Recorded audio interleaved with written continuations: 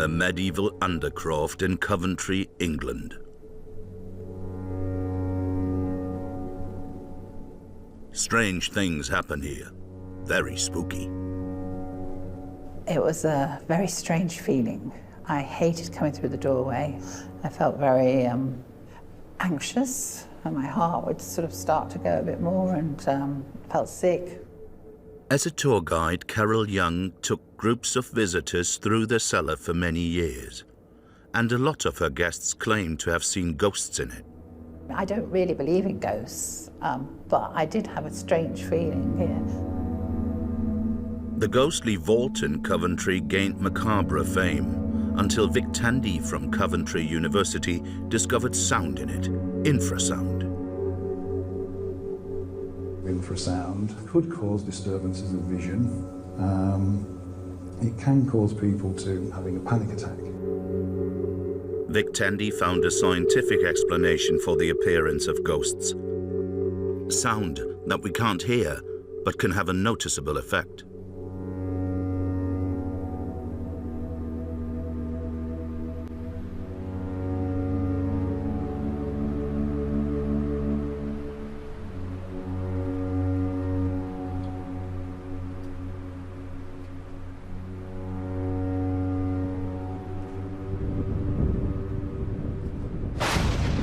Infrasound occurs where large masses are in motion.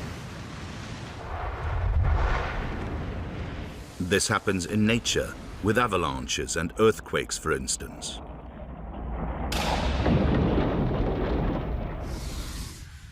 But infrasound also arises through technology and industry. It's caused by large machines and blasting.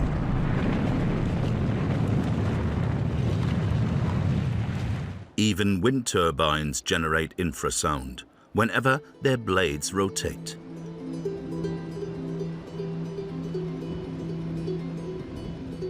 In a densely populated country like Germany, where wind farms border on residential areas, many people are robbed of their sleep.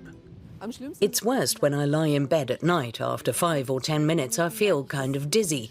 My heart starts to race and I get this massive ringing in my ears. To some extent, I also feel claustrophobic and stressed. Insa Bock and Hermann Olderwurtel live in East Frisia, near the town of Esens. Located scarcely 700 meters from their home is a wind farm with a few dozen wind turbines. Since they function even at low wind speeds, the wind park is in operation virtually 24/7.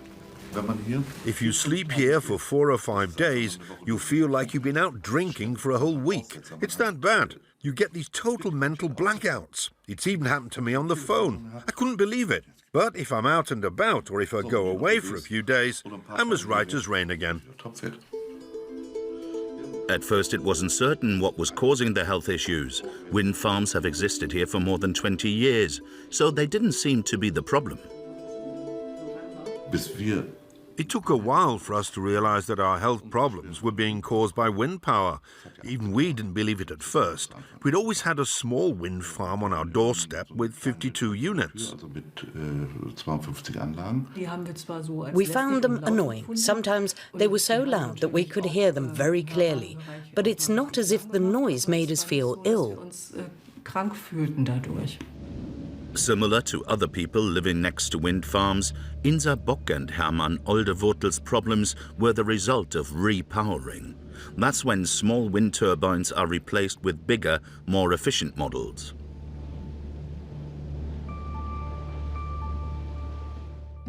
It's a development welcomed by the German Environment Agency as part of energy transition.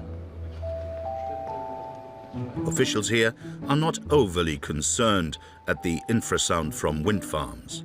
They refer to tests carried out in the state of Baden-Württemberg. These tests show that when a wind farm is situated around 700 meters from a residential area, the infrasound from it is drowned out by background noise. In other words, a perfectly normal noise level arises from which it is no longer possible to filter out the specific features of infrasound. This is what the situation looks like in chart form. From a distance of 700 meters, the infrasound from wind farms, shown here in red, can no longer be distinguished from the infrasound of the background noise, shown in green. The red graph has no peaks, no upward deflections.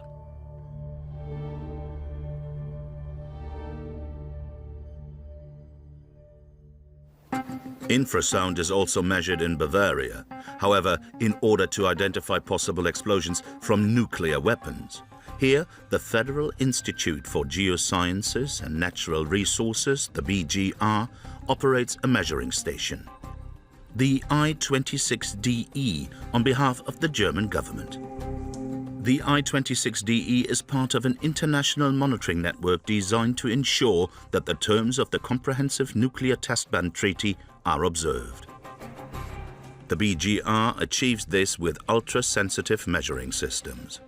Looking more like showerheads than high-tech equipment, the inlets for the infrasound are located close to the ground where the rushing of the wind is least noticeable. Wind noise would affect the readings.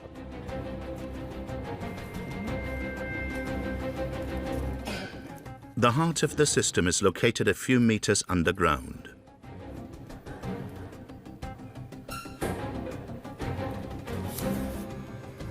Garden hoses conduct the infrasound signals from the various inlets to a microbarometer. It measures minute pressure differences, the infrasound. The measuring systems we have can determine the difference in air pressure between the upper and lower surfaces of a sheet of paper, even down to 1/40th of its thickness. That's how accurate our measuring systems are. Extremely precise and thus also sensitive to infrasound signals generated by technical sources. The Lake Moldau hydroelectric power station is located nearby. When a lot of water is released, that's also a factor. Wind farms are another source we know about. So the infrasound from wind farms could affect the measurements taken by the I-26DE station. Because of this, back in 2004, the BGR examined the infrasound emissions from a single wind turbine. The scientists were mainly interested in assessing how far from the wind turbine it would still be possible to register infrasound emissions.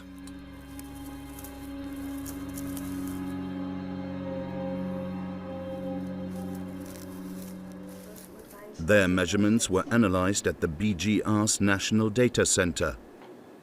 Lars Serrana comments on the frequency spectrum. At low frequencies, our infrasound sensors picked up very clear signals from the wind turbine. Every time the blade passes the tower, large air volumes are compressed and sheared. This signal produces an infrasound signature, which we refer to as blade pass harmonics. The blade pass harmonics of the wind turbine are individual frequencies. They emerge from the background noise with a distinctly higher acoustic pressure level, in other words, with more energy. Lars Serrana explains. If we follow the blue line with the mouse, that is the background noise. The distinctive elements of it here represent the contribution from the wind energy plant, the blade passing harmonics, when the blade passes the tower and generates an infrasound signal. The wind turbine studied in 2004 was very small, barely 0.2 megawatts. For bigger wind farms, the scientists made a model calculation. It takes us to a dimension where we can say that a 5-megawatt wind turbine would possibly generate a detectable infrasound signal even from a distance of 20 kilometers. 20 kilometers? But didn't they claim at the German Environment Agency that the infrasound emissions from wind energy plants are already lost in the background noise from a distance of 700 meters? So how can this huge difference be explained? It's customary in acoustics to focus on bands, in other words, on groups of frequencies and not on the individual frequencies. Just how this affects the data can be explained with different curves. The blue line represents the unembellished data and shows clear peaks. If I focused on bands, I'd have a red curve here, with the peaks quite clearly evened out. Thus, a graph flattened to such a degree provided the German Environment Agency with the argument that infrasound from wind farms is swallowed up by the background noise.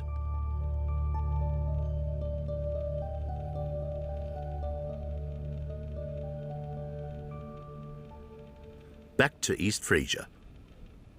The house where Insa Bock and Hermann Oldevotl live is both their home and their workplace. So selling it is out of the question.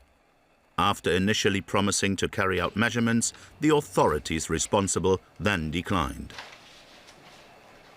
We were informed that it would not be possible to carry out the tests at the time because the wind direction and wind strengths were not right. Left in the lurch by the authorities, the couple commissioned the measurements themselves. They were carried out by expert Sven Johansson. Amongst other things, he used a vibration sensor because wind power plants also generate structure-borne sound. In other words, vibrations. Johansson compared the structure-borne sound pattern of the wind farm with that of the house. It's like comparing fingerprints. You can prove which source something was triggered off by. In this case, we suspected the wind turbine. Microphones measure the interior and outside areas. A microbarometer records minute air pressure fluctuations. All the appliances are synchronized to register infrasound and structure-borne sound simultaneously.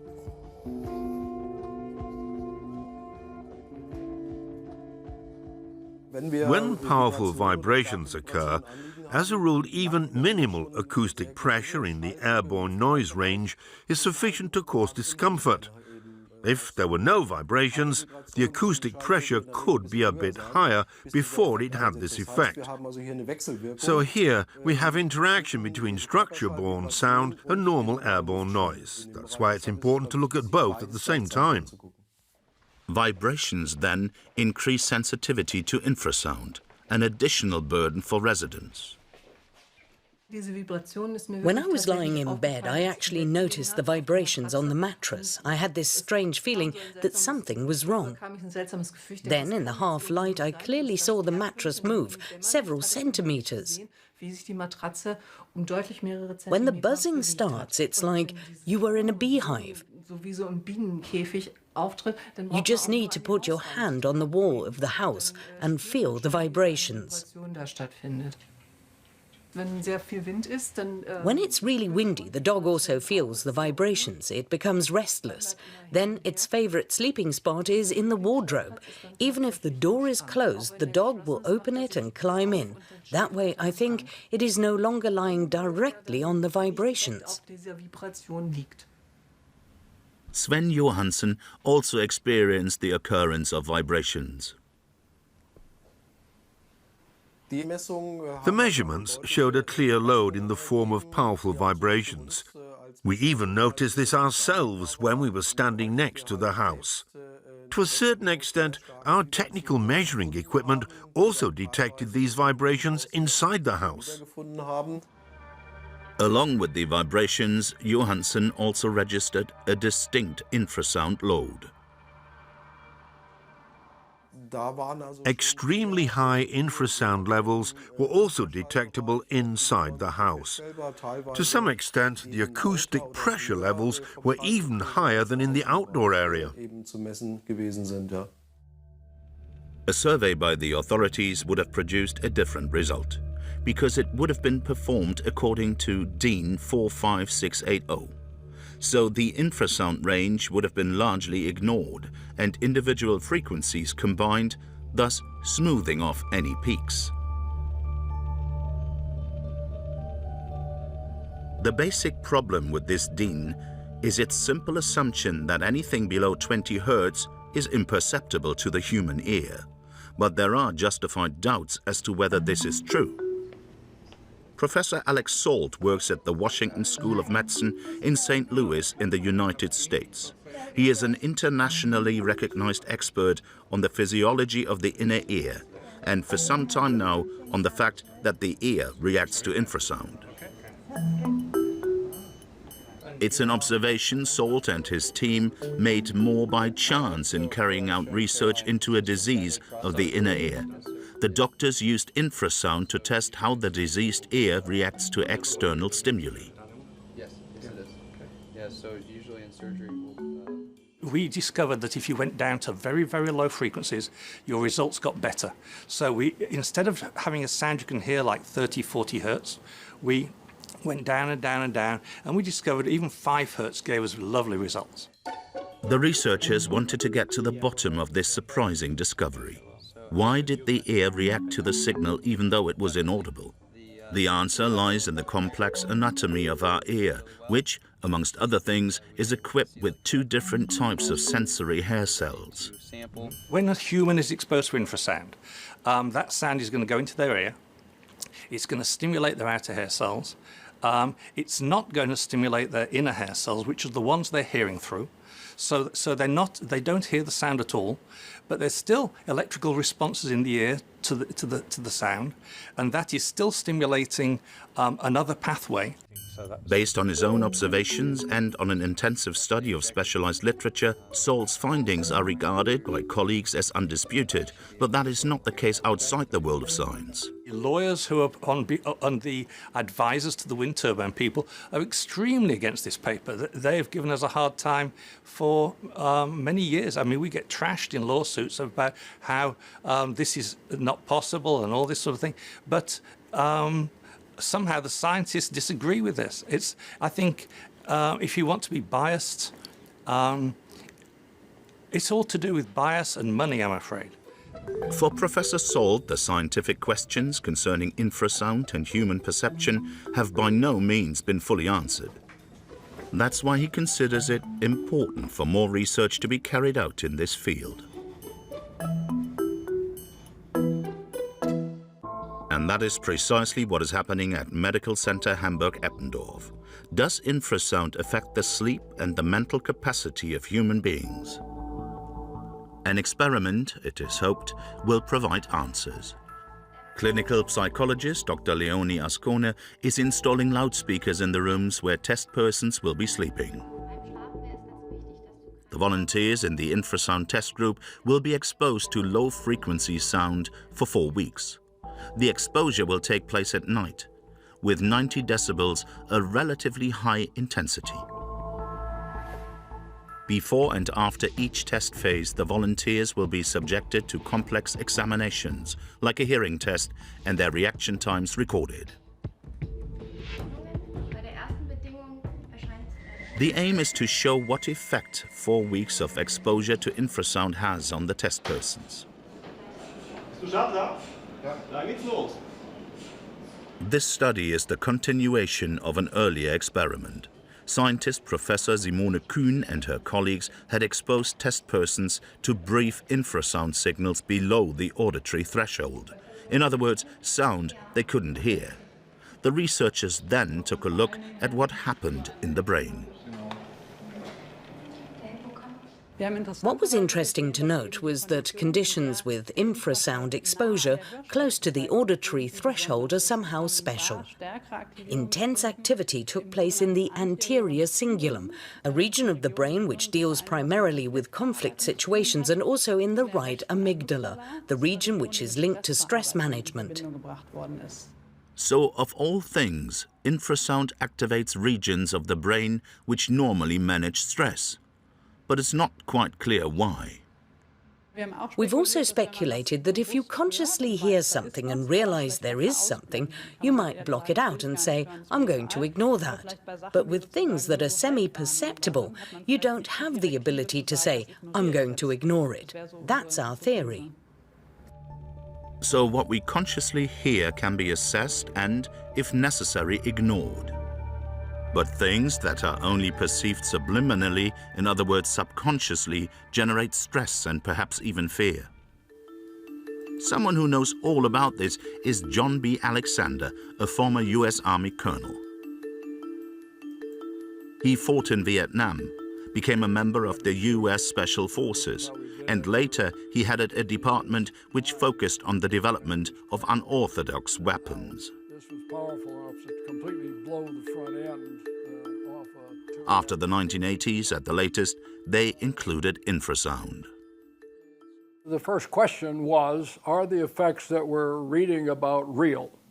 And what you found is, yes, there were some people who were physiological affected. They were nauseous, they would get dizzy. There were some who had psychological issues, fear factors, inability to think kinds of things. Effects, so the US military thought, that could be used well against an enemy. Prototype infrasound weapons of monstrous dimensions were then developed. Along with infrasound test chambers for animal experiments using rhesus monkeys. Other powers also expected great things from infrasound as a weapon. Remember, when we started, we're talking 1980s, we're talking the bad old days, so we're talking the Soviet Union still exists. Getting data out of Soviet research was extraordinarily difficult, but there were reports like controlled offensive behavior the DIA had that suggested that they were looking in that area. Our experience with the Chinese had been the same. They had looked across a wide range of technologies. In the mid-2000s, at the latest, the idea of putting infrasound to military use was abandoned. The problem was the technology and the fact that infrasound does not affect everyone in the same way. For military commanders, that is unacceptable. We found that, some people are affected dramatically, some people affected a little bit, and others not at all. From a weapons perspective, I shoot a bullet, I know what it's going to do to your body. As a commander, if you're going to have a weapon, you want something that when I pull the trigger, I know exactly what the effects are going to be, or can have a pretty close approximation. The military has lost interest in infrasound, but medicine hasn't. Inaudible sound is attracting more and more research.